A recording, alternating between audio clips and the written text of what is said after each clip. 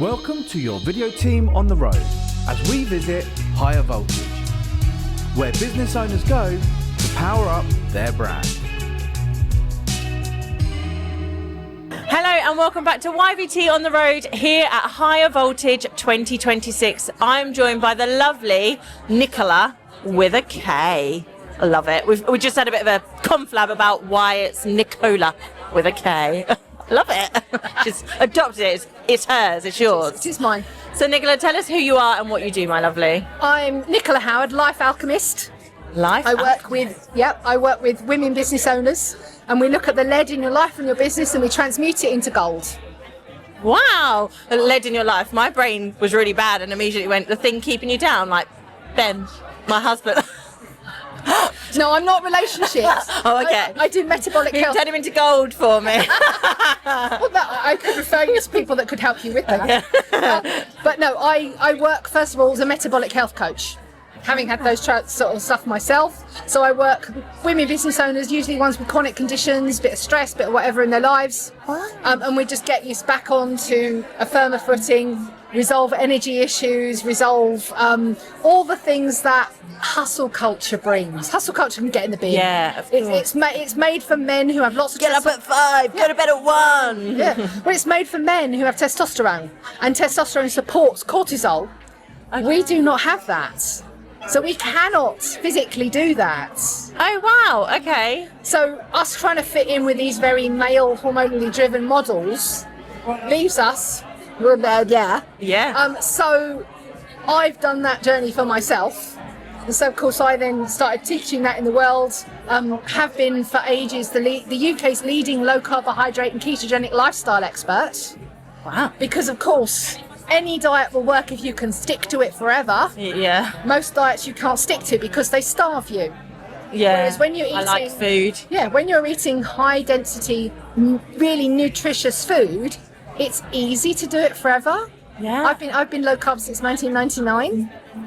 Oh my goodness. Yes, and people asked me earlier today, do you miss the thing? It's like, no, they're not food. It's really funny things like that, isn't it? How people, because they're in that moment. So I don't drink alcohol. Mm-hmm. I'm over a year sober now. Congratulations. Thank you. And people are like, do you miss it? And I'm like, no, because, well, I'd say I remember what I was like on it, but actually I don't. That was the problem. But like, my whole body changed for the better. Why would I miss that slog and that feeling and that blur that it gave me? I don't miss that. Like, Well, this is where where normal is. Because society has adopted normal as actually feeling like a bag of shite. yeah.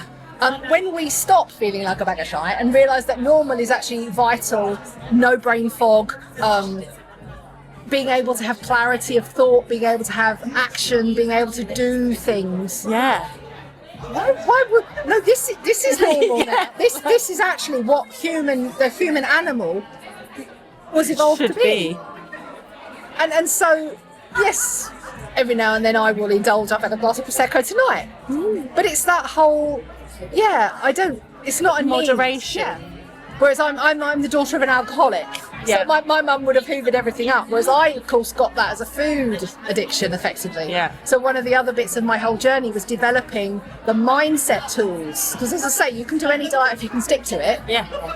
But the way we use food as a society and drink, comfort, rewards, pleasure, depression, and it's all emotional stuff. Yeah. Not that I'm hungry and I need to put food in my face. It's really funny you say about like the reward side of things, because yesterday I was going through the whole homework dilemma with my 13-year-old son, and my immediate initial thought, and I did stop myself, I'm very proud of myself, was if you can complete this bit of homework, I'll let you have a chocolate bar. And I thought, what is that going to tell him? That every time he does a good thing, that clicker goes off, Yeah.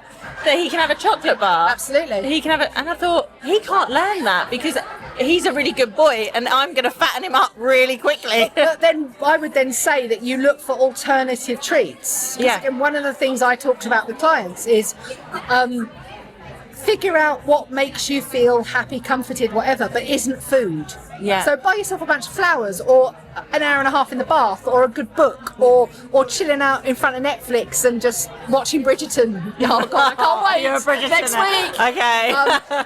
And just giving yourself the reward, because we need it. We're motivated by reward. We are reward-based creatures. Yes. But using sugary shit as a reward is not. It's not a treat. It's literally death. Tasty death. Yeah. So finding those things that you can reward him with, that isn't something that's a long-term toxin, is a good thing. And it stops, like, by building up and eating all that shit all the time as well. All you're doing is help, like, the tiredness, the fog, so actually then to do the reward becomes harder, which is depressing, which then means you just eat because you're depressed, and then like it's a vicious circle down. So I love it. I love that. Again, brain chemistry. Dopamine is what's pinged with reward. We need it. We need that dopamine. I want a happy. Yeah, we want a happy. I could go into that for hours. Yeah. But it's that whole finding. If you keep hitting your dopamine, it's like anything. You need to hit it bigger to get the same hit. That's why drugs do what they do, and why you always I was just need about more. to reference it to that. And sugar has the same. It's the same stuff in the brain. Alcohol, drugs, sugar, sex. They all hit what's called the nucleus accumbens, which is about there in your brain, in the middle.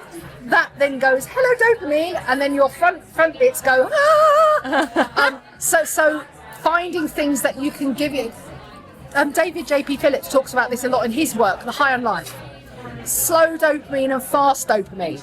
Okay. Which there isn't like a chemical thing for that, but it's fine. As I said, talking about going for a walk, reading a book, there are things that give us dopamine, but they are slower. Yeah. Whereas fast things are food, alcohol, drugs, cigarettes, sex. And it's that whole, not that you'd give sex to a child, but it's that same No, thing. but I'm going to stop using it as a treat for Ben. Give him a slow dopamine, not a fast one. Oh God, my brain's gone too dirty for that conversation. We're going to start. Incredible. So We're talking about relationships. yeah, I know. I'm like, we've gone back onto that one. No, we're coming back because this is about you and then higher voltage and being here. So you're a solopreneur. I am.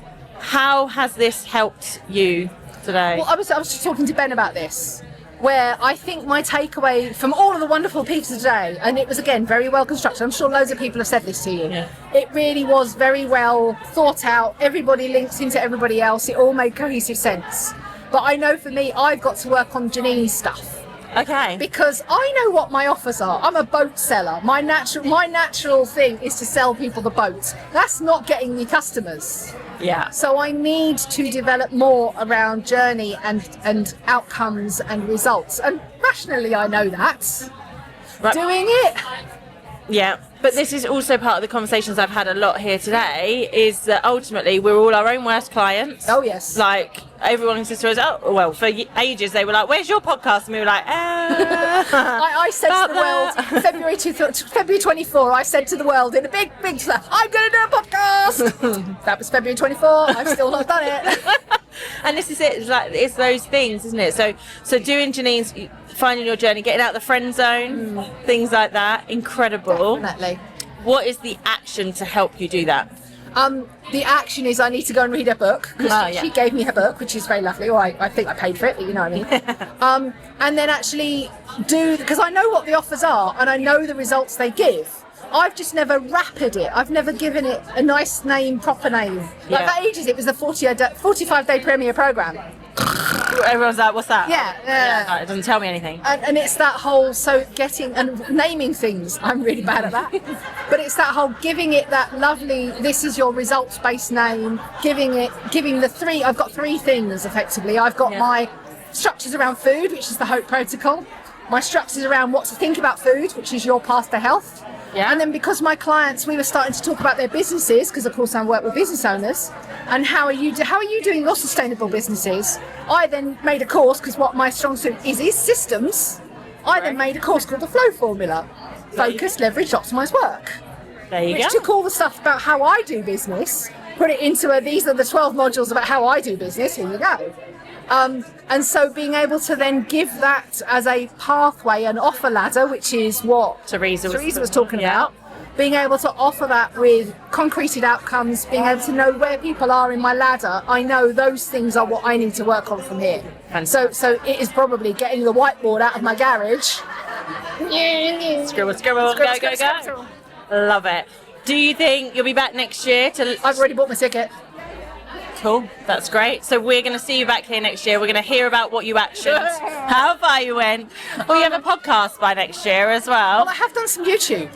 That's brilliant. And so where was I yesterday? I was at networking. I was at Super Connector. Oh, okay. And one of the ladies in one of the rooms basically said to her, that Claire Winter said to her, I'm not going to own this idea, that basically, why don't you do limited series podcasts? Yeah. So take my YouTubes and package it and stick it on the podcast platform. Yeah. Limited series, 6 episodes, there you go, bye. Yeah, we do those. We do your season in 2 days. So 15 up to 15 episodes, and you film it in 2 days, and everything is done. And that's it, isn't it? Like, we're all time poor as solopreneurs. Like, that's what I've heard a lot of. It's the time. It's the. Have you got 2 days? Yeah, I can find 2 days. Great, because I can do you over 3 months worth of content of podcasting in 2 days. I know it takes me when I've done my YouTubes. My YouTubes are 6 to 8 minutes long usually. Yeah. And takes me about 3/4 of an hour to record, with all the faffing about setting up and da da da. And then it's taking a couple of hours to edit that into, take out the ums and the ahs and the whatevers. But as videos, yes, that's normal to keep in. That's relatable. You don't need to get rid of ums and ahs on videos. But then so doing the edit is another couple of hours where you backtrack and do the things, and then it's the upload, which is just sitting. Yes, I'm just gonna go and have my tea. Come back, then set all the things up. And yes, I'll put my hand up and say, ask ChatGPT to write me the thumbnail and the description and the whatever. And it's all work, isn't it? Yeah, that's it. So that's like probably 5 hours worth of work just for one YouTube episode. One episode. Yeah, it's a lot. And that's it, isn't it? It's now as a solopreneur looking out there and being like, right, what tools can I take? What easy actions can I get to level up? Yeah. Leveling up to the point that then you can go, you do that for me. I'm a great fan of. One of the things I got asked to speak about SOPs in the Rebellious Business Network. Yeah. For reasons of, I'm doing business stuff now. You can talk about that, can't you? So I did a build your SOP portfolio. Have I got any SOPs myself? But having them and giving it again, it's this whole thing about once you know what you do, you can then outsource that to an appropriate person. But you have to know how to do it yourself. Yeah, absolutely. This is one of the reasons I quite like how I created the flow formula, because now I know what I do. Yeah. I didn't know before, I just did it. It just magically happened. Yeah, that's it. Nicola, I could continue talking to you for hours, but I know damn well these are only supposed to be 7 minutes long, so probably be in trouble for this one being a bit longer. But hey ho, it's all content, I'm right? engaging and wonderful. I love it. I cannot wait to hear about your journey next year, and I'll follow you obviously throughout the year. We're going to grab all your links, all your details, going to put them in the show notes below. You go and follow Nicola. Go and find out if those are the things you need in your business or for you. Go and get them. She's right there to utilise. Thank you very much. Thank you so much for interviewing me. Thank you for watching Your Video Team on the Road. If you would like your video team to come to your event with their video podcast pop-up studio, get in touch with us at yourvideoteam.co.uk/pop-up.